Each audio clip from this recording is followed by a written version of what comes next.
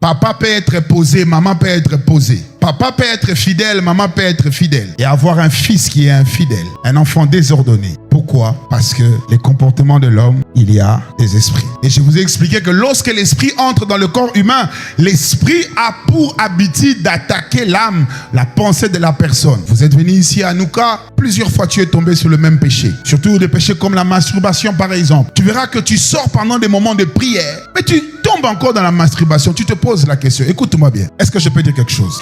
Il y a des démons qui ne sortent pas par imposition de main. Jésus dit, ces types de démons ne sortent que par le jeûne et la prière. Les problèmes avec les gens qui sont attaqués par un certain niveau des esprits, c'est qu'ils aspirent à être délivrés par des personnes extérieures et se refusent de s'imposer une certaine discipline, c'est-à-dire le jeûne et la prière. Je ne parle pas du jeûne espacé, je ne parle pas de la prière espacée, je ne parle pas de la prière avec intervalle, mais je parle de la prière consistante, de jeûne répété où tu provoques l'inconfort dans ton corps jusqu'à ce que le diable puisse sortir. J'ai envie de le dire à Lingala. En d'autres termes, il y a des cas.